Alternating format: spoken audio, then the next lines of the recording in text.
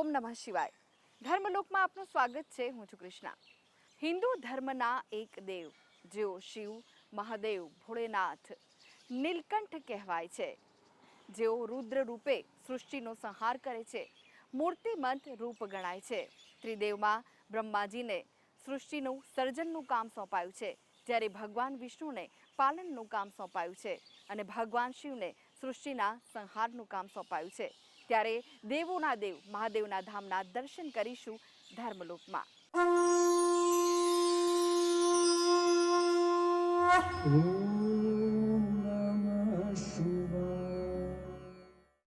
ઉનાના રામપરમાં આવેલું છે સુખનાથ મહાદેવનું મંદિર. આ શિવલિંગ 1000 વર્ષ પુરાણું છે, જેનો ઉલ્લેખ સ્કંદ પુરાણમાં પણ જોવા મળે છે. એવું કહેવાય છે કે 17,000 ઋષિઓની આ તપોભૂમિ છે અને આ શિવલિંગ માટે એવું કહેવાય છે કે દર વર્ષે ચોખાના દાણા બરાબર આ શિવલિંગ વધે છે. શ્રાવણ માસમાં આ શિવલિંગનો અને આ શિવજીનો મહિમા અનેરો છે. તો ચાલો દર્શન કરીએ સુખનાથ મહાદેવના.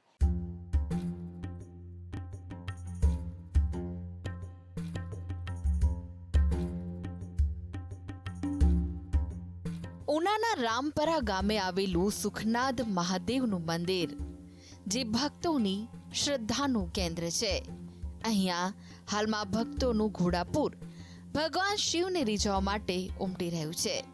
શ્રાવણના દર સોમવારે અહીંયા ભક્તો બિલ્વપત્રથી ભગવાન ભોળેનાથની પૂજા અર્ચના કરે છે.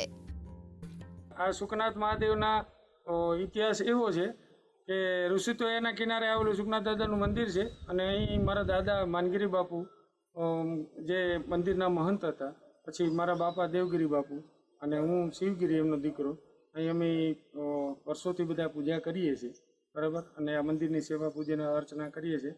અને સુખનાથ દાદાનું મંદિર છે એ અહીં પુરાણું મંદિર છે.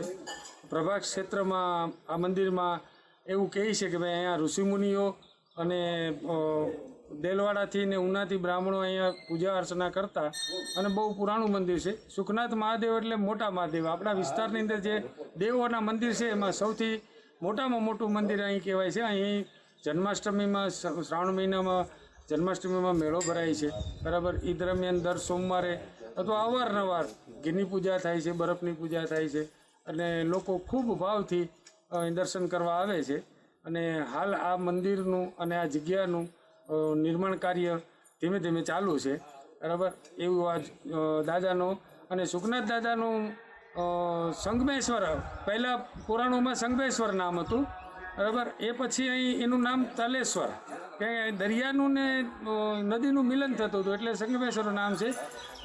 પછી એમનું નામ તલેશ્વર હતું. અત્યારે એ ચોખાભાર વધે છે, તલમાંથી ચોખાભાર, એટલે એનું નામ સુખનાથ મહાદેવ છે, બરાબર. અને લોકો ખૂબ આસ્થાથી અહીં દર્શન કરવા આવે છે, બરાબર. અને એ સિવાય ઘણી બધી અહીંયા તો પ્રવૃત્તિઓ મંદિર વિશે પણ થતી હોય છે, આસ્થાથી લોકો કરે છે. સુખનાથ મહાદેવના શિવલિંગ માટે એવું કહેવાય છે કે અહીંયા શિવલિંગ દર વર્ષે ચોખાના દાણા જેટલું વધે છે. આ મંદિરનો મહિમા સ્કંદ પુરાણમાં પણ ઉલ્લેખવામાં આવ્યો છે. એવું કહેવાય છે કે હજારો ઋષિ મુનિઓએ આ તપોભૂમિમાં તપ કર્યું હતું. તેમજ 1000 વર્ષ જૂના આ મંદિરમાં ભક્તો શ્રાવણનો સોમવાર હોય, શિવરાત્રી હોય કે પછી સોમવાર હોય, ત્યારે અહીં આવીને મહાદેવના ચરણોમાં શીશ ઝુકાવે છે. દેલવાડાથી પૂર્વ સ્થિત ભાગ સુખનાથ મહાદેવ એટલે કે મોટા મહાદેવના ઋષિતોયાના રમ્ય તટ ઉપર ઊભા છીએ. આમ તો નમઃ શંભવાય ચ મયોભવાય ચ નમઃ શંકરાય ચ મહેશકરાય ચ નમઃ શિવાય ચ શિવતરાય ચ. સ્કંદ પુરાણના 328મા અધ્યાયના પહેલા શ્લોકમાં સંગમેશ્વર મહાદેવનું વર્ણન આપવામાં આવ્યું છે. અહીં ઋષિઓનો સંગમ થયો અને આ ઋષિતોયા નદીના તટ ઉપર ભેગા થયા એટલે સંગમેશ્વર કહેવાણા. સુખનાથ મહાદેવ પણ કહેવાય છે અને લોક જીભે એને મોટા મહાદેવ કહેવામાં આવે છે. તસ્માત વાયવ્યામ દિગ્ભાગે તત્ર સ્થિતિ સંસ્થિતા એમ કહી અને સ્કંદ પુરાણનો 328મો અધ્યાયનો વાયવ્યામ દિગ્ભાગે કીધું છે. એટલે કે આ વાયવ્યના દિગ્ભાગમાં સંગમેશ્વર મહાદેવ સ્વયંભૂ બિરાજે છે. અહીંયા બ્રહ્મ ક્ષેત્ર ગણવામાં આવ્યું છે આને. એટલે કે ધૂળકોટ ક્ષેત્રથી આપણું દેવદારુક વન શબ્દ સ્કંદ પુરાણમાં 296માં અધ્યાયથી 316 અધ્યાય સુધી આપવામાં આવ્યો છે, જેમાં પૂર્વમાં સંગમેશ્વર મહાદેવ, પશ્ચિમમાં શેખપર ગુપ્તપ્રયાગ, ઉત્તરમાં કંટક શોષિણી અને દક્ષિણમાં મરુદારિયા. આને દેવદારુક વન એટલું દેવકુલ સ્થિત સંસ્થાન કીધા છે. પણ ભગવાન સંગમેશ્વર એ તો સ્વયંભૂ છે. એવી લોકવાયકા છે કે તલભાર આ શિવલિંગ વધે છે અને પુરાતત્વીય રીતે આ ફાંસના આકારનું મંદિર છે. એટલે કે પૂર્વમાં પહેલાં આ પૂર્વાભિમુખ મંદિર હશે, પણ તત્કાલીન ધાર્મિક આક્રમણોને કારણે આને પશ્ચિમાભિમુખ દરવાજો કરવામાં આવ્યો એમ શાસ્ત્રોની દ્રષ્ટિએ જોવામાં આવે છે. પુરાતત્વીય રીતે કદાચ 1000 વર્ષ જૂનું આ બાંધકામ ગણવામાં આવે છે અને એની જે શૈલી છે એ જેમ આપણે ગુપ્તપ્રયાગ જાય અને સિંગાલેશ્વર ક્ષેત્રનું જે ફાંસના આકારનું મંદિર છે અને આ સુખનાથનું મંદિર છે, બેયની મંદિર શૈલી એક જ રીતની છે. પૂર્વે જે આક્રમણો થતા હતા એ આક્રમણોથી બચવા માટે અહીંયા આ રીતના મંદિરનું નિર્માણ કરવામાં આવ્યું છે. અને આ રમ્ય તૃષિતોયાનો તટ છે, ત્યાં એક સમયે બ્રાહ્મણો સંધ્યાવંદન માટે ઉપસ્થિત થતા હતા અને ઋષિઓનો અહીં આશ્રમ હતો અને અહીં કુબેર આશ્રમ હતો એવું પણ માનવામાં આવે છે. લોક જીભે અને કોબાનો આરો પણ કહેવામાં આવે છે. તો અહીંયા શ્રાવણ માસની આઠમના રોજ મંદિર પટાંગણમાં લોકમેળો યોજાય છે. મુગલ સામ્રાજ્યમાં સુખનાથ મંદિર પર હુમલો કરાયાની પણ લોકવાયકા છે. ઉના તાલુકાના દેલવાડાથી 2 કિલોમીટર દૂર રામપરા પાસે આવેલા ઋષિતોયા નદીના કિનારે આવેલું સુખનાથ મહાદેવનું આ ધામ, જેની ચારે તરફ પ્રસિદ્ધિ પ્રસરેલી છે. દેલવાડાથી 2 કિલોમીટર દૂર આવેલા મચુંદરી નદી કિનારે આ મંદિરનું ઐતિહાસિક મહત્વ રહેલું છે. મંદિરનો ઉલ્લેખ સ્કંદ પુરાણમાં છે. તો મોગલ કાળ દરમિયાન આ મંદિરને તોડી પાડવાની ઘણી કોશિશ કરવામાં આવી હતી, પરંતુ મુગલો તેમાં સફળ ન થયા. અહીં શ્રાવણ માસના દર સોમવારના દિવસે બરફ અને ઘીના શિવલિંગ બનાવવામાં આવે છે, જેની પૂજા માટે પણ ભક્તો દૂર દૂરથી આવે છે. અહીંયા જન્માષ્ટમીનો પણ ખૂબ જ મોટો મેળો ભરાયો હતો, જેમાં હજારોની સંખ્યામાં શિવભક્તો અને કૃષ્ણ ભક્તો દર્શનાર્થે ઉમટી પડ્યા હતા. અહીંના ભક્તજનોનું કહેવું છે કે આ શિવલિંગ દર વર્ષે ચોખ્ખા ભારના બરાબર વધે છે, જેથી આ શિવલિંગનો મહિમા વધી જાય છે. અહીં મંદિરની આસપાસનો રમણીય નજારો જોવા ખળખળતી ઋષિતોયા નદીના વહેતા નીરનો અનેરા દ્રશ્યો જોવા મળતા હોય છે. સુખનાથ મહાદેવના મંદિરે આજે ઘણા વર્ષોથી આવીએ છીએ. ભગવાન ભોળાનાથના દર્શન રોજે કરવા આવીએ છીએ. રોજ દર્શન કરી અને પછી જ અમે કામ ધંધે જઈએ છીએ. અને બધા લોકો ઋષિતોયાને કાંઠે જે મંદિર આવેલું છે અને આથમણા બારનું મંદિર છે કે અમે વર્ષોથી અમારા બાપ દાદા હોય કે એમના બાપ દાદા હોય બધા લોકો દર્શન કરવા આવે છે. રામપરાના લોકો પણ એટલા જ આવે છે અને અમે પણ એટલા જ આવીએ છીએ. દર્શન કરી અને બધા પોતપોતાના કામે જાય છે. ઋષિતોયાના કાંઠે આવેલું મંદિર બધા લોકો એમ કહે છે કે શિવલિંગ પહેલાં બહુ અંદર હતું, હવે અત્યારે આસ્તે આસ્તે કરતાં બહાર આવે છે અને ચોખ્ખા ભાર વધે છે, એટલે એનું નામ સુખનાથ મહાદેવ રાખ્યું છે. બાકી પહેલાં તો એમ કહેતા હતા કે ભાઈ ઋષિતોયાને કાંઠે કમલેશ્વર મહાદેવ કહેતા, પછી તલભાર વધતા હતા એટલે પછી સંગમેશ્વર મહાદેવ કહેતા, તો દરિયાનું ને નદીનું મિલન થતું. એટલે સુખનાથ મહાદેવ મંદિર બહુ જૂનું મંદિર છે અને જે માનતા અમે કરીએ છીએ બધી સફળ થાય છે. અને જે ખીચડીની માનતા કરે, કોઈ બરફની પૂજા કરે, શિવલિંગ જલાભિષેક કરે, એ બધું અમારું સફળ થાય છે. સુખનાથ મહાદેવના મંદિરે બિલીપત્રથી પૂજા અર્ચના તેમજ લઘુ રુદ્રીનો મહિમા છે. બ્રાહ્મણો દ્વારા શાસ્ત્રોક્ત વિધિ કરવામાં આવે છે. સાથે જ મહાદેવજીની પૂજા આરાધના કરવામાં આવતી હોય છે. અહીંયા શિવ ભક્તોનું કહેવું છે કે અહીંયા ખીચડીનો પ્રસાદ માનવાથી તેમની દરેક મનોકામના પૂર્ણ થાય છે. સંવાદદાતા જયેશ સાથે ધર્મલોક ડેસ્ક GSTV. તો દર્શક મિત્રો, આ સાથે જ આગળ જાણીશું ઇન્ટરનેશનલ શિવ કથાકાર લંકેશ બાપુ પાસેથી શિવજીનો મહિમા. તે પહેલા હાલ સમય છે એક નાનકડા વિરામનો. લઈએ વિરામ.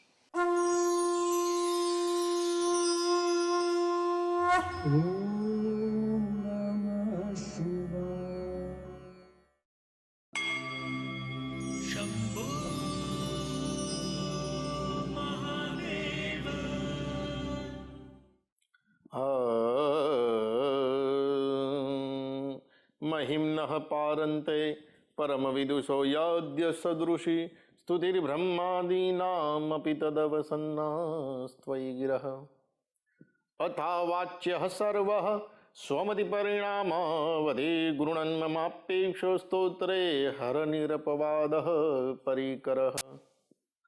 हर हर महादेव। जय काशी विश्वनाथ। अनाथ नाथ विश्वनाथ દેવાદિદેવ મહાદેવ। અને પવિત્ર શ્રાવણ માસમાં એની પૂજા અર્ચના કેવી રીતે કરવી, શિવજીને કેવી રીતે પ્રસન્ન કરવા। જે પણ ભક્ત મહાદેવને અને ખાસ કરીને આ પવિત્ર શ્રાવણ માસમાં અને આપ જે સૌ અત્યારે જે આ શ્રવણ કરો છો, તમે જો એક નિયમ લેશો તો ટૂંક સમયમાં એટલે 6 મહિનામાં તમને અનુભવ થશે કે મંત્ર જાપનું આટલું બધું પુણ્ય ફળ છે। અને સાયન્સ પણ કહે કે એકનો એક મંત્ર વારંવાર કરવાથી એનાથી ઉર્જા બને છે। આમ તો પાપમાંથી મુક્ત થવા માટે જેટલા આપણે શ્વાસ લઈએ છીએ એટલી વાર ભગવાનનું નામ લેવું પડે। કેવી રીતે શક્ય થાય? તો શાસ્ત્રની અંદર બતાવેલું છે ઉપાંશુ જપ, એનું 100 ગણું પુણ્ય મળે। માણસ 24 કલાકમાં કેટલા શ્વાસ લે? 21,600। માળાના મણકા કેટલા? 108। કેમ 108? નક્ષત્ર કેટલા? તો 27। એના ચરણ કેટલા? તો કે 4 ગુણ્યા 27 બરાબર 108। અને જ્યારે તમે ઉપાંશુ જપ કરો છો તો એનું 100 ગણું પુણ્ય મળે। એટલે તમે કોઈ બી દેવને માનતા હોવ, કોઈ બી દેવીને માનતા હોવ તો એનું ઉપાંશુ જપ કરવાનું। ઉપાંશુ એટલે શું? તો હોઠ બી ન હલવો જોઈએ અને જીભ પણ ન હલવી જોઈએ। તેવી રીતે તમે જપ કરો એટલે હોઠ બી નહીં હલવાનો અને જીભ બી નહીં, મનમાં। એ તમે સવારે એક માળા કરો અને સાંજે એક માળા કરો, અથવા કોઈ પણ તમને જે સમય અનુકૂળ છે એ સમય તમે આ ટોટલ 2 માળા કરો તો 108 બરાબર કેટલા? 216 ગુણ્યા 100 બરાબર 21,600। તો એ વ્યક્તિને પાપ લાગતું નથી। હા, પણ પાપ કરવાના પણ નહીં, પછી ત્યારથી ત્યાગ કરીને પ્રભુમાં પ્રીતિ કરવાની। અને આવી રીતે જે પણ ભક્ત ઉપાંશુ જપ કરે ને તો પરમાત્મા એના જાપ એનો સ્વીકાર કરે છે। આવી રીતે આપ પ્રભુને પ્રાપ્ત કરવા માટે સૌ પ્રથમ તો પૂજા અર્ચના કરવા માટે ઉપાંશુ જપનો પ્રારંભ કરો। ત્યારબાદ મહાદેવને ભસ્મ ખૂબ પ્રિય, સુકૃતિ સંભૂતન બિમલ વિભૂતિ મંજુલ મંગલ મોદ પ્રસૂતિ જનમન મંગલ મંજુલ પ્રસૂતિ। તો પ્રભુએ કહેલું છે કે સુકૃતિ સંભૂતન બિમલ વિભૂતિ મંજુલ મંગલ મોદ પ્રસૂતિ જનમન મંગલ મુકુલ મલ હરની કિય તિલક ગુણ ગન બસ કરની। કે ભસ્મ જે છે ને એ મંગલ કરતા છે, ભસ્મ જે છે એ આનંદ કરતા છે. જે ભસ્મનું તિલક કરે એને સતત આનંદ રહે, શરીર એનું નિજાનંદ રહે. સુકૃતિ સંભૂતન બિમલ વિભૂતિ મંજુલ મંગલ મૂળ પ્રસૂતિ જનમન મંજુ મુકુલ મલહરની. તમારા જીવનમાં કોઈ બી નેગેટિવિટી હશે, દુર્ગુણ હશે, અને તમે જો ભસ્મનું તિલક કરશો ને તો એ દૂર થશે. મલહરની કિય તિલક ગુણ ગન બસ કરની. બસ માત્ર ભસ્મનું તિલક કરવું. એટલે આપે ઉપાંશુ જાપ કર્યા, ત્યારબાદ ભસ્મનું તિલક કર્યું અને ત્રિપુંડ જે કરીએ છીએ એનું શું મહત્વ છે. ત્રિપુંડ એની અંદર 3 રેખા છે, સત્વ, રજસ અને તમસ, ન્યુટ્રોન, પ્રોટોન અને ઇલેક્ટ્રોન. આ એક રેખાની અંદર 9 પ્રકારના દેવતા વાસ કરે, એટલે 3 રેખા છે, એટલે 27 દેવતાઓ વાસ કરે છે. ત્રિપુંડ કર્યા પછી મહાદેવની પાર્થેશ્વર પાર્થિવ પૂજા. આ પૃથ્વીનો વિસ્તાર કેટલો છે? આ પૃથ્વીનો વિસ્તાર 50,000 કરોડ યોજન છે. અને ગંધવતી પૃથ્વી, આ પૃથ્વીમાંથી દરેક પ્રકારના રસ રહે છે. દરેક રસ આ પૃથ્વીમાં છે. આ પૃથ્વીમાં જે પણ વસ્તુ તમે દેખો છો અત્યારે, એ બધી જ વસ્તુ ક્યાંથી નીકળી? પૃથ્વી. પૃથ્વી બી કહી શકાય, પૃથ્વી બી કહી શકાય. ગંધવતી પૃથ્વી, આ પૃથ્વીમાં દરેક રસ છે. અને પૃથ્વી ઉપરથી આ પાર્થેશ્વર એ નામકરણ થયું.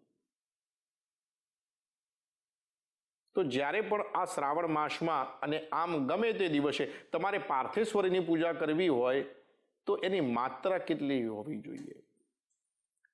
આમ તો જે યજમાન જે પૂજા કરતા હોય, 12 આંગળનું શિવલિંગ મહત્વનું મોટું બનાવવાનું, એ ઉત્તમ કહેવાય. અને આ પાર્થેશ્વર પૂજા પછી તમે બીજા શિવલિંગ જે નાના કરવા હોય, 108 બી કરી શકાય, 51 બી કરી શકાય, 500 બી કરી શકાય. એનું અલગ અલગ ફળ છે. 1000 બી કરી શકાય, 10,000. અને જે પણ ભક્ત જીવનમાં એકવાર જો 1.25 લાખ શિવલિંગ બનાવીને પૂજા કરે ને તો એવું કહેવાય છે કે મહાદેવ એને હૃદયથી આશીર્વાદ આપે છે. અને બીજા જે નાના નાના શિવલિંગ બનાવવાના છે તે એની માત્રા અંગૂઠા જેટલી. તો શા માટે અંગૂઠા જેટલી એ માત્રા? તો દરેકનું શરીર અલગ અલગ ભલે હોય, પણ આત્માનું માપ છે એ અંગૂઠા જેટલું. માટે આ માટીના શિવલિંગ જે બનાવવાના એ એક મોટું શિવલિંગ, પછી બીજા નાના નાના શિવલિંગ અંગૂઠા જેટલા. એની ઉપર એક એક અક્ષત કહેતા, નક્ષયતિ ઇતિ અક્ષત, ચોખા લગાવવાના, ચંદનનું તિલક કરવાનું. એના ઉપર અલગ અલગ પ્રકારના અભિષેક પણ કરી શકાય. આ શ્રાવણમાં તમે શિવાલયની અંદર પણ અભિષેક કરી શકો.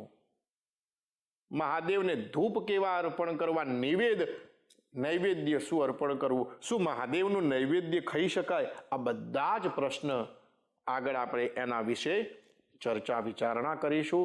હર હર મહાદેવ. જય કાશી વિશ્વનાથ.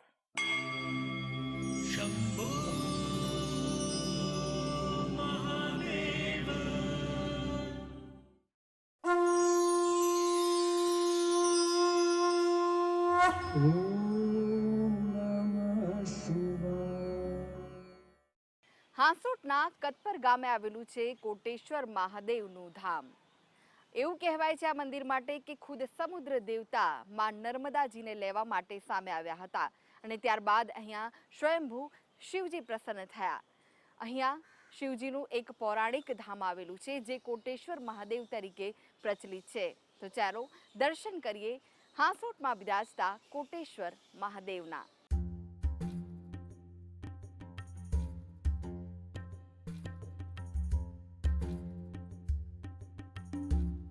હાંસોટ તાલુકાના કતપોર ગામ નજીક નર્મદા સંગમ સ્થાને આવેલું પૌરાણિક કોટેશ્વર મહાદેવ મંદિર. અહીંયા દર્શનાર્થે ભક્તો ઉમટી પડે છે. કોટેશ્વર ખાતે ભગવાન શિવ સ્વયંભૂ પ્રગટ થયેલી શિવલિંગ સ્વરૂપે બિરાજમાન છે. અહીં નર્મદા કુંડમાં માં નર્મદા સાક્ષાત બિરાજમાન છે. ત્યારે હાલ ચાલી રહેલા પવિત્ર શ્રાવણ માસમાં ભક્તોની અહીંયા ભારે ભીડ ઉમટે છે. આ એક અમારું પૌરાણિક મંદિર છે ને દર શ્રાવણ માસમાં દર શિવરાત્રિએ અહીંયા ખૂબ જ મોટી સંખ્યામાં લોકો આવે છે અને બધા મનોકામના માને છે. બધાની મનોકામના પૂર્ણ થાય છે મહાદેવની કૃપાથી. ને બહુ પૌરાણિક મંદિર છે. અહીંયા હાંસોટ તાલુકાના આજુબાજુના ગામના ઘણા લોકો અહીંયા આવે છે ને કોટેશ્વર મહાદેવ મંદિર એનું ઘણું મહત્ત્વ છે. હાંસોટથી 14 કિલોમીટરના અંતરે આવેલું કતપોર ગામ પાસે અતિ પ્રાચીન કોટેશ્વર મહાદેવનું મંદિર. ત્યારે કોટેશ્વર મહાદેવ મંદિરનું મહત્વ અનેરું છે. રેવા ખંડ 108 સ્કંદ પુરાણ પ્રમાણિત કોટેશ્વર મહાત્મય અનુસાર કરોડો દેવતાઓની સાથે નર્મદા માતાજીએ અહીંયા આગમન કર્યું. ત્યારે સમુદ્ર રાજાએ રત્નજડિત આસન આપી હાથ જોડી સ્વાગત કર્યું. ત્યારથી નર્મદા સંગમ રત્નસાગર નામ પડ્યું. સાથે આવેલા કરોડો દેવતાઓએ અહીંયા કોટી તીર્થનું સ્થાપન કર્યું એટલે કોટી તીર્થ નામ પડ્યું. આજે કોટેશ્વર મહાદેવ તરીકે જે ઓળખાય છે. શિવપુત્રી માં રેવાને જ્યાં ખુદ કરોડો દેવી દેવતા અને રત્નસાગર સામે લેવા આવ્યા હતા. અહીં ભગવાન શિવ દેવી દેવતાનો ભક્તિ અને આરાધનાથી પ્રસન્ન થઈ સ્વયંભૂ શિવલિંગ સ્વરૂપે બિરાજમાન થયા હતા. શિવપુત્રી રેવા પોતાની 1800 કિલોમીટર લાંબી જળપ્રવાહની યાત્રા પૂરી કરી અહીં સાગરમાં વિલીન થાય છે. भगवान प्राचीन अनादिकाल के कोटि तीर्थ है. तो कोटि तीर्थ का स्थापना कैसे हुआ, नाम कैसे पड़ा? जब भी नर्मदा आया है तो करोड़ों देवताओं के साथ में जब यहाँ आया, समुद्र राज आकर के नर्मदा को स्वागत किया. इसका जगह का नाम रत्न सागर है. और करोड़ों देवता जो आए थे, समुद्र राज नर्मदा को स्वागत सम्मान किया. यहाँ जो करोड़ों देवता आए थे, कोटि तीर्थ स्थापना हुई है. इसलिए करोड़ों देवताओं ने स्थापना किया हुआ है. उसी के नाम और प्रतिष्ठित में पड़ा कोटि तीर्थम. जो करोड़ों देवता अमरकंटक से आए थे नर्मदा का साथ में, इन्हें अपना अपना सिद्धि प्राप्त हुआ, इच्छा पूरी हुआ. फिर नर्मदा समुद्र राज वरुण देव इनको लेके फिर वहाँ स्थानांतर दिया जहाँ जल चढ़ता है. और यहाँ पर जो करोड़ों देवताओं ने स्थानांतर कोटि तीर्थ की स्थापना हुई है. यहाँ परिक्रमावासी और यहाँ जो भी प्रजा यहाँ जप तप तीर्थ करता है, दान पुण्य करता है, वो करोड़ों गुना का महिमा फल वर्ण देते हैं. और यहाँ सदा सदैव परिक्रमावासी जो आता है, यहाँ दर्शन पूजन करता है, तो अमरकंटक से यहाँ तक दक्षिण तट का महिमा वर्ण भी कोटि तीर्थ भगवान फल देते हैं. और यहाँ पर करोड़ों देवता की स्थानांतर होने के कारण कोटि तीर्थ सदा सर्वदा शिव जी का दक्षिण तट कोटि तीर्थ रूप में निवास रहता है. स्कंद पुराण 178 अध्याय का लेख है और कोटेश्वर की वर्ण है. સાગર દેવતા રત્નો ભરી અને કરોડો દેવી દેવતા સાથે માં નર્મદાને સામે લેવા આવ્યા હતા અને અહીં દેવોએ રેવાકુંડની સ્થાપના કરી હતી જે આજે પણ હયાત છે. કોટેશ્વર મહાદેવ મંદિર ખાતે રેવાકુંડ હયાત છે અને રેવાકુંડની મધ્યમાં માં નર્મદા બિરાજમાન છે. અહીં રેવાકુંડમાં સ્નાન કરવાની પણ માન્યતા છે. નર્મદા સંગમ સ્થાન પર આવેલા કોટેશ્વર મહાદેવ ખાતે માં નર્મદાની પરિક્રમાનું પ્રથમ ચરણનો અંતિમ પડાવ છે. બીજા પડાવની શરૂઆત થાય છે. અહીં પરિક્રમાવાસીઓ કોટેશ્વર મહાદેવના અચૂક દર્શન કરીને પરિક્રમાના બીજા ચરણના ડગ માંડે છે. અહીંયા જપ તપ દાન ધર્મ કરવાથી કરોડો ગણું ફળ પ્રાપ્ત થાય છે. નર્મદા પરિક્રમા કરનાર પરિક્રમાવાસીઓ માટે દર્શન, નમન, અર્ચન, પૂજન કરવાથી અમરકંટકથી નર્મદા સંગમ સુધીમાં આવતા દરેક તીર્થના દર્શનનું ફળ પ્રાપ્ત થાય છે. તો અહીં ગુપ્ત ભોંયરું હોવાની પણ માન્યતા છે, જે સામે કિનારે જાગેશ્વર ખાતે નીકળતું હોવાની લોકવાયકા છે. શ્રાવણ મહિનાના દર સોમવારે અહીંયા શ્રદ્ધાપૂર્વક હું આવું છું, મારી મનોકામના પૂર્ણ કરે છે. કોટેશ્વર મહાદેવ દાદાના અહીંયા જે કોઈ માનતા રાખીને જે કંઈક તકલીફો હોય તેની અમે એ કરીએ છીએ તો અમને પૂરો સહકાર મળે છે, અમારું કામ પૂરું થાય છે. અને એ મંદિર એટલું પૌરાણિક છે, વત્તા નર્મદા નદી અને દરિયાનું અહીંયા સંગમ છે, એ સ્થળ ઉપર આવેલું મંદિર છે. કોટેશ્વર મહાદેવ મંદિરના મહંત ગોપાલદાસ મહાત્યાગી વર્ષોથી સેવા બજાવી રહ્યા છે. તેઓ દ્વારા સંત નિવાસનું નિર્માણ કાર્ય કર્યું છે. સંત નિવાસ માટે તેઓ પૂજાપાઠ સહિત હોમ હવન કરતા હોય છે, જેમાં અન્ય સંતો પણ જોડાય છે. કોટેશ્વર મહાદેવ મંદિર ખાતે મહાશિવરાત્રી અને શ્રાવણ માસમાં વિવિધ ધાર્મિક કાર્યક્રમોનું આયોજન થાય છે, તો દૂર દૂરથી ભક્તો દર્શન માટે આવતા હોય છે. ત્યારે હાલ પવિત્ર શ્રાવણ માસ ચાલી રહ્યો છે. અહીંયા શ્રાવણ માસ દરમિયાન અને દર સોમવારે ભક્તોની ભારે ભીડ જોવા મળી. દેવાધિદેવ મહાદેવની પૂજા અર્ચના કરીને ભક્તો ધન્યતા અનુભવે છે. તો અહીં વારે તહેવારે અનેક કાર્યક્રમોનું પણ આયોજન થાય છે, જેમાં ભક્તો દૂર દૂરથી આવીને ભાગ લે છે અને મહાદેવ પ્રત્યે પોતાની ભક્તિ દર્શાવે છે. તો મહાદેવ પણ પોતાની દ્વારે આવનારા તમામ ભક્તોની મનોકામના પૂર્ણ કરે છે. સંવાદદાતા પિન્ટુ સાથે ધર્મલોક ડેસ્ક GSTV. તો દર્શક મિત્રો, શ્રાવણ માસ પૂર્ણતાના આરે છે, પરંતુ શિવજી પ્રત્યે ભક્તોની જે ભક્તિ છે તે અવિરતપણે આગળ પણ ચાલુ રહેશે. આ સાથે જ આવતીકાલે ફરી મળીશું, ફરી દર્શન કરીશું મહાદેવજીના ધામના, જાણીશું શિવ મહિમા. આ સાથે જ મને રજા આપશો. ઓમ નમઃ શિવાય.